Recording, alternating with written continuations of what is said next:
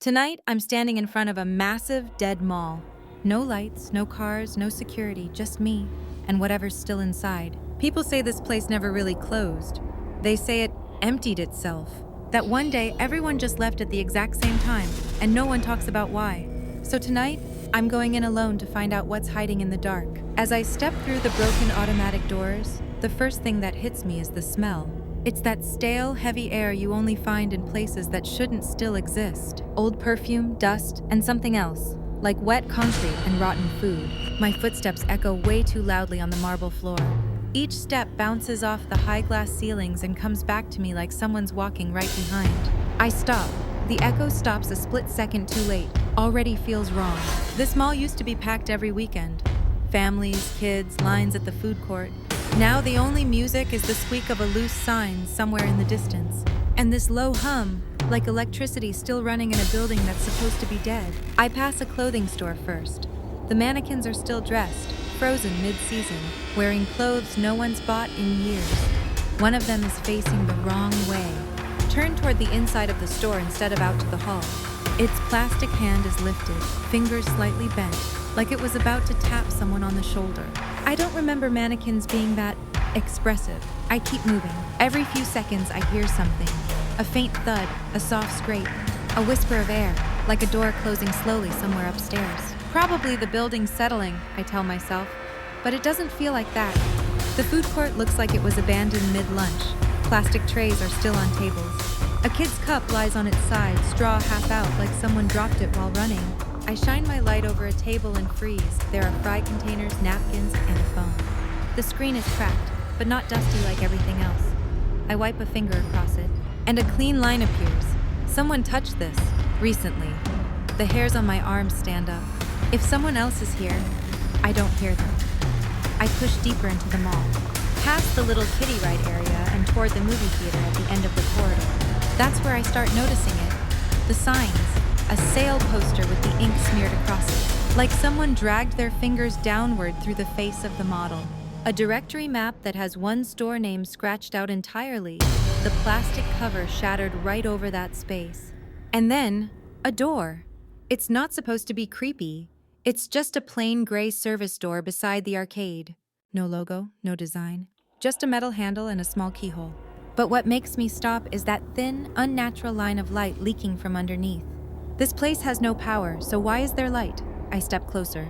The air here is colder, like the temperature drops a few degrees right in front of this one door. I try the handle. It turns. Of course it does. I open it slowly, and it groans louder than it should. Like the building wants to warn everything on the other side that I'm coming. Inside is a narrow hallway, lit by a single flickering fluorescent tube. The hum I heard earlier is louder here, buzzing straight into my skull. The walls are lined with old storage containers. Some are labeled archives. Others say maintenance. One is just labeled with a date. The same date this mall supposedly closed. At the end of the hallway is another door. This one is heavier, metal. On it, a sign. Authorized personnel only. The edges of the sign are curled. And someone's tried to peel it off but stopped halfway. The weird part? The door is already slightly open. I don't want to, but I push it. The smell that hits me is wrong. Not just dust, not just mold. It smells like old breath. Like people have been standing in here, close together for far too long. My light sweeps over the room and my chest goes cold. There are chairs, dozens of them. Old food court chairs, movie theater seats, office chairs, all dragged in here and arranged in messy circles. Like people sat in groups facing each other. On the wall, there are maps of the mall, printed and pinned up. Every entrance and exit is marked in red. Some are crossed out. In the middle of the room is a single table with something spread across it. I step closer. They're ID badges, dozens of them, security, staff, management. And in the center of the pile is a visitor badge, a temporary one, the sticker kind. It's old, but the ink is still readable. It has today's date on it, and my name. I didn't print this. I didn't sign in. I didn't tell anyone I was coming. My light starts to shake in my hand. That's when I hear it behind me. A chair scraping, slowly.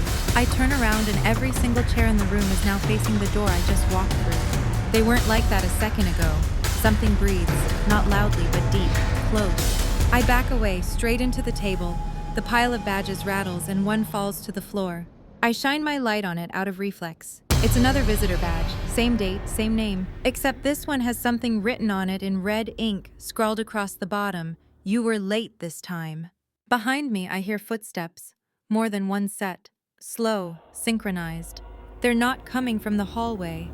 They're coming from inside the room, from the spaces between the chairs.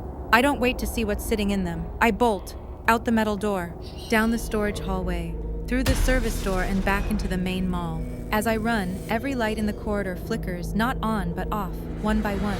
Each section of the mall disappears behind me into total blackness, like the building itself is erasing the path I took.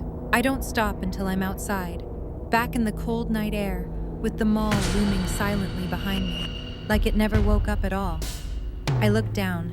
There's something stuck to my jacket.